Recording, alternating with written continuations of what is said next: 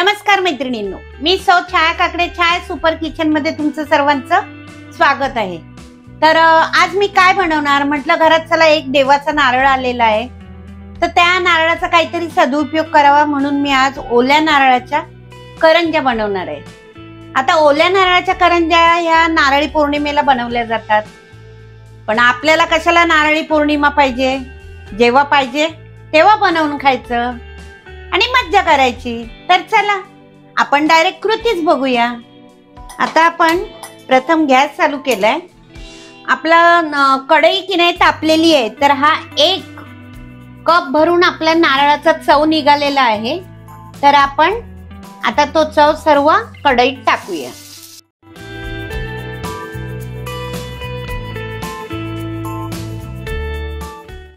हा तर चव आहे ना, खोबरं हे बघा आपलं असं खाली चिटकतंय, तर ते मोकळं होईपर्यंत फक्त आपण भाजायचंय आणि जास्त करून त्याचा कलर आपण चेंज करायचा नाहीये, फक्त ओलावा जावा इतपत भाजून घ्यायचं। आता हे बघा आपलं थोडंफार ड्राय झालंय, खाली चिटकत नाहीये, मोकळं झालेलं आहे। आता आपण याच्यामध्ये साखर टाकूया। त्या 1 कपाला मी ही अर्धा कप साखर घेतली, तुम्हाला कमी पाहिजे तर तुम्ही कमी घालू शकता आणि जास्त हवी असेल तर जास्त खा, काही हरकत नाही। गोड किती करायचं हे आपल्यावर डिपेंड आहे, आपण गोड करतोय मग त्याच्यामध्ये चिमूटभर मीठ आलंच पाहिजे, म्हणजे त्या गोडीला जास्त चव येते।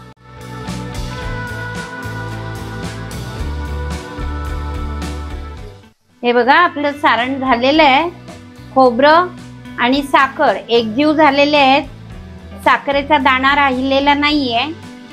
आता आपण काय करायचं, गॅस बंद करायचा आणि त्याच्यामध्ये वेलची पूड टाकायची। आता तुम्ही म्हणाल गॅस बंद का करायचा, पण गॅस बंद केल्यानंतर आहे ना,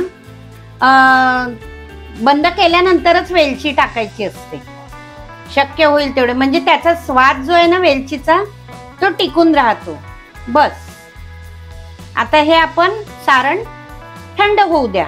आता आपण पीठ मळून घेऊया। हा 1 कप मी मैदा घेतलेला आहे, मैदा तुम्हाला जेवढा हवा तेवढा, म्हणजे तुमचं सारण जेवढं असेल ना त्या क्वांटिटी मध्ये तुम्ही मैदा घ्या। आता 1 कप मैदा म्हणजे तुम्हाला असं वाटेल कुठचा 1 कप मैदा, ज्या कपाने मी नारळाचा चव मोजून घेतला होता त्याच कपाने आपण मैदा मोजून घ्यायचा। त्याचप्रमाणे हे रवा टाकते मी, कारण आपली करंजी खुसखुशीत व्हावी। हा 1.5 स्पून रवा आहे। त्याचप्रमाणे ह्याच्यामध्ये कडकडीत तेलाचं मोहन 2 स्पून टाकायचंय आणि ते गरम असल्यामुळे आपण सध्या ह्या चमच्याने एकजीव करून घेऊया।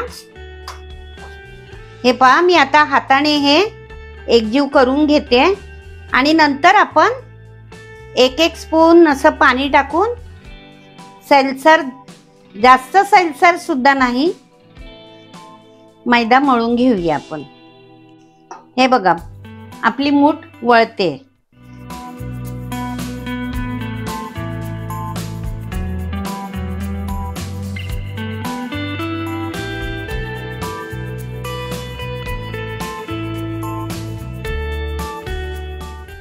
आपण आता थोडस तूप किंवा तेल, तुम्हाला जे पाहिजे ते तुम्ही घ्या आणि ते लावा।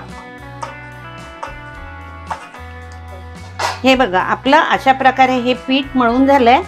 आता हे झाकून ठेवूया। तर हा आपला पिठाचा गोळा आहे, आता मी त्याचे गोळे बनवून घेते छोटे छोटे।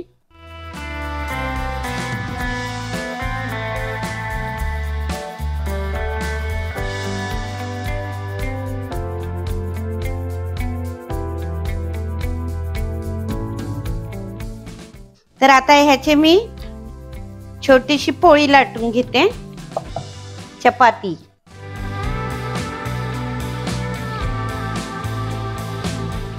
करंजीचा आकार तुमच्या म्हणण्यानुसार, तुम्हाला जेवढा पाहिजे तेवढा ठेवा।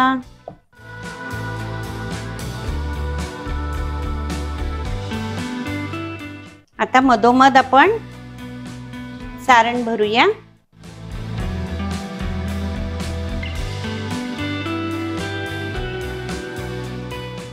तुम्हाला पाहिजे तर तुम्ही ग्लासाने कट करा, तुम्हाला पाहिजे तर तुम्ही अशी चिरणी वापरा. अशा प्रकारे आपण ह्या करून घेऊया.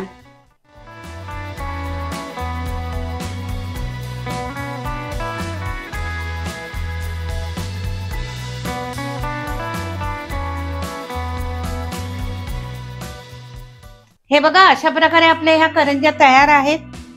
ह्या मी थोड्याच केल्यात कारण सुकतात, ताज्या ताज्या तळायच्या असतात. मी गॅसवरती कढई ठेवलेली आहे आणि त्याच्यात आपलं तेल गरम होत आहे. हे बघा, आपण आता करंज्या तळून घेऊया.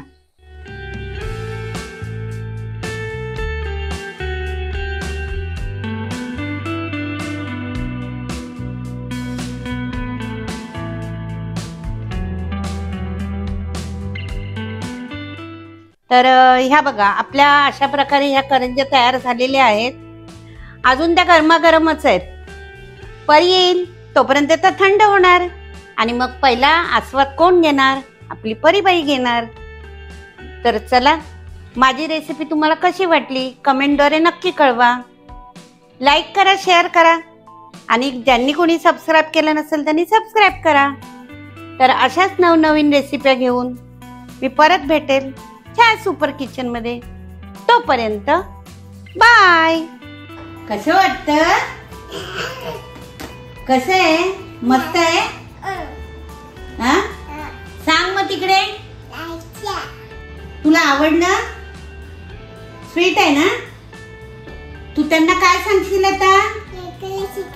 हा, मग त्यांना सांग तिकडे. सबस्क्राइब करा. बाय.